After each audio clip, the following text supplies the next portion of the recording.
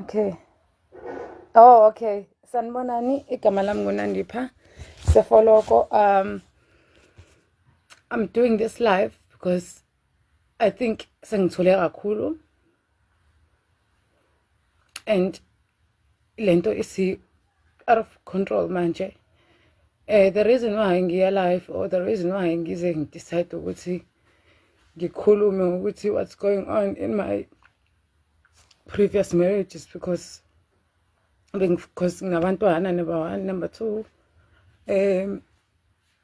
angifisi ukuthi one day or nje angifuni behlukumezeke ngenxa ye divorce sidlula kuyona, but ngenza le life manje ngoba my ex uMthokozisi Ndaba keeps on posting izinto engekho on my socials right now nje. I don't know how many times I had to delete ama-post ami. Yes, ama-logins ngamnika ngesikhathi kumnandi, of which I regret. So now, like, I thought ukuthi yonke into izohamba smooth. Bengafuna ukuposta, bengafuna ukwenza lutho, bengafuna ukukhuluma nge-relationship yami because I've got kids, yabo. In my defense, ngiprotecta bona.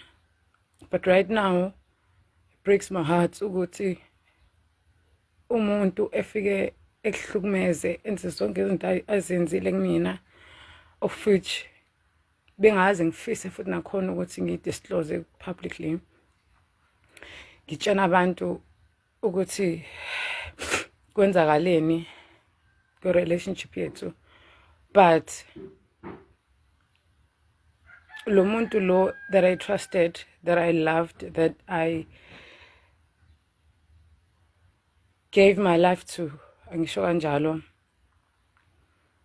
udecide ukuthi engihlukumeze, engaqedi lapho, noma sengithula, noma sengimprotecta. Every time abantu bebuza ukuthi hawukwenzakalani, ngisho ukuthi I know uthando luphelile nani, ngingafuni ukusho the main reasons why ngithe ngiyahamba. Yes, he's the one who filed for a divorce because I asked him to.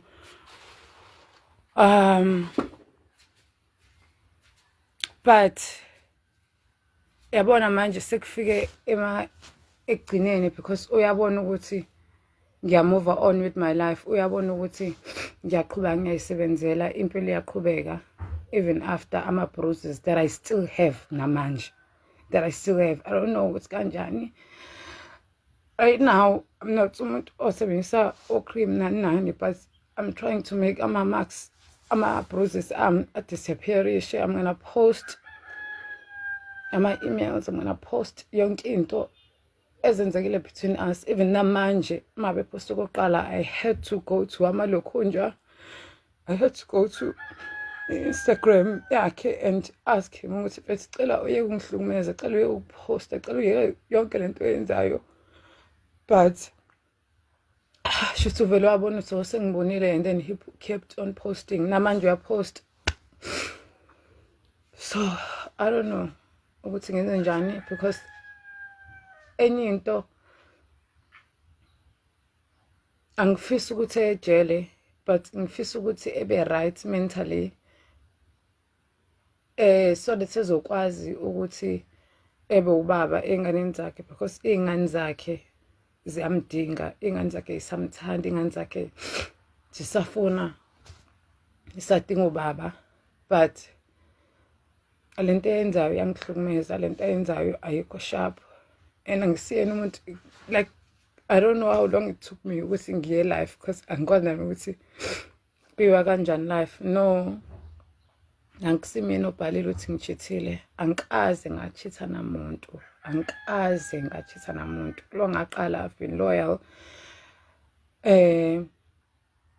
but yena udliwe, I don't know ukuthi udliwa yini, and I don't care at this point, anginendaba. But I do want him ukuthi ebe right for isake yabantwana bami, because ekugcineni bamdinga ubaba wabo. And nama I'm tired, I'm exhausted. Sengifike ekugcineni ngithi ngihlela ngikwazi nokuhlela ngaphandle because I know ukuthi engathi sure at any time yabo angikwazi nanokuphuma because I know ukuthi yabo nje la ngasekhaya it's very sad ukuthi mina ngikazi ngibe umuntu olwayo in public but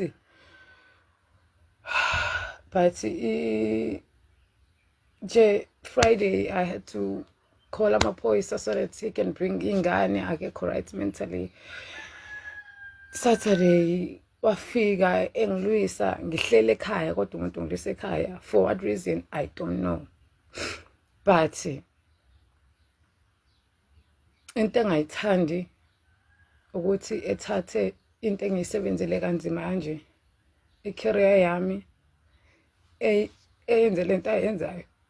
Angiyithandi lento honestly yabo mfethu, ungadlala ngami in privately njengoba kwenzekile ngayithulela ngaqhubeka move on in life, but manje mabe usuthatha lento le uyenza lento ayenzayo akukho sharp. And sadly I'll have to post my email, sadly I have to post bruises ami ama conversation of which angifisa ukuyenza, but mfethu i-wrong. No, akusimina Nkosi yami obhalile ukuthi ngishithela, ngikazi ngachitha namuntu. He's the one who's been cheating, but then I don't know ukuthi bengiyisilima kanjani ngiqhubeke ngihlala kunjalo.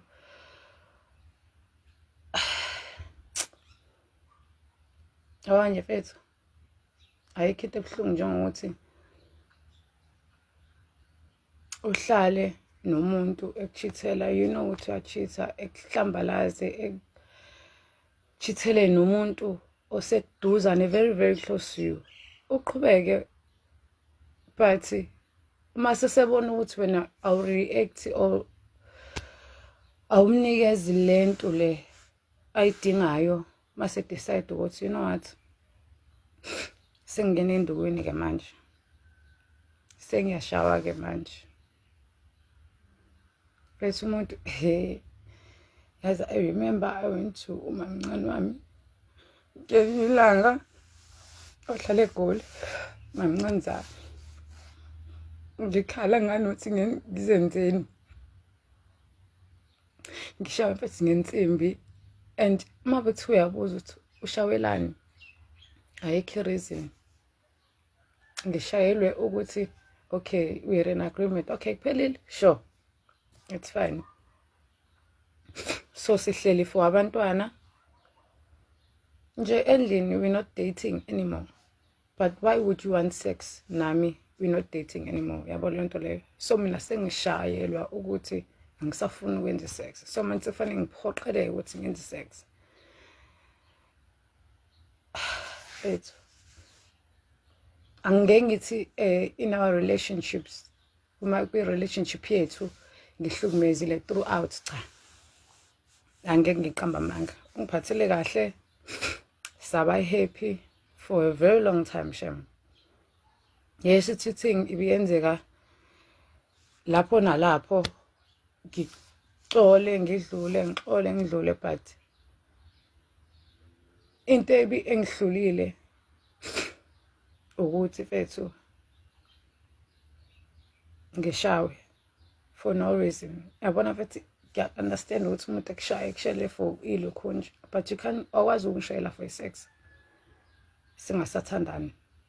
Why would you want to have sex nami ungasangithandi? Because clearly awukwazi ungihlukumeza ungi-embarrass kanje knowing very well ukuthi usangithanda or you still want to be with me. But manje sengiphoqele ukuthi ngilale nawe ungangithandi. Awukwazi ukuyenza lento leyo. If ufuna ukuthi sibe ne-relationship, mfethu ngitreat ngendlela right, yabo. And worst part, I promised, I changed igama lami, yabo. Even manje mangibuya call shit, sometimes ngiba angry at myself. I-call shit yakuzala ibhala ukuthi nandi phandaphi. I-relationship yethu ilokhonja i-divorce yethu is not final. And wafonela wathi sengifayilile nani okay. Ngalokho nje ngathi okay ngilinda amalokho nje amaphepha akaze efike akaze ngabizwa anyway, but into ebhlungu ukuthi in as much as ngilindile lokho, I know a process ithatha isikhathi eside, but why kufanele ungi-abuse in a process? Why fanele mina ngiphile impilo efuna wena kuleyo lokho njalo? Why fanele ungidelezele? Yazi mfethu, last year the day ngithi mina I'm leaving you, afonela i-mentor yami wakhuluma, yabo umuntu mabe ethatha i-conversation yenu e-right eshintsha eyenze ngathi wena unomona owena uzonda umuntu, wamosha relationship yami with my mentor, wamoshela umuntu that I trust, that I love, wamoshela umuntu bengisebenzisana naye kakhulu. Wabhala izinto wathi washo yonke into, wangimoshela emsebenzini la azi kahle khona ukuthi last year besiphila ngawo lo msebenzi. He knew very well ukuthi ngibhalile, I wrote ilokho nje with usizo olukhulu with usisiboni Sithebe, but then wabona ukuthi because it's about umuntu osifazana ohlukumezekayo, wabona ukuthi ngibhala ngathi, wabona ukuthi okay, you know what, ngizomdestroya. Wamosha i-relationship yami nesisiboni, wamosha i-relationship yami with usisikhanyo. Thankfully wahluleka, but the fact that wakwazi ukuthi athi bonke abantu, he even went as far as ukuthatha, right now I'm not in a good space with umamncane wami because he lied. Wangimosha, wakhuluma, washo yonke into, wathi mina izinto engishilo, washo izinto so that I won't have to go, I'll have nowhere to go. Wathi mina ngisho izinto ezimbi ngumndeni wami, wazisho izinto azakhayo yena ekhanda lakhe, wayikhuluma so that I'll have no one to turn to. Yo mfethu, na angifuna amanga, ngihlukumezekile, and I'm not saying ukuthi ngahlukumezeka kudala, no. Ngihlukumezekile from last year after I came elokhunjeni eDurban ngayoshoot movie. When I went back endlini izinto abanga-right, waqala wangihlukumeza ngomlomo, kwahamba kwabe induku, kwahamba kwabo destroying my relationship with my families, destroying my relationship with my co-workers ami. Yo, ngamiyeka ngathula, I moved on. Luckily umndeni wami welcomed me ngezandla zombili, but then clearly there was ilokhonja izinto that I said. Yazi umuntu mabe ekhuluma izinto noma ngabe kuthiwa awuthani kanjani uyibeliever, and he's very convincing, Sham, very convincing.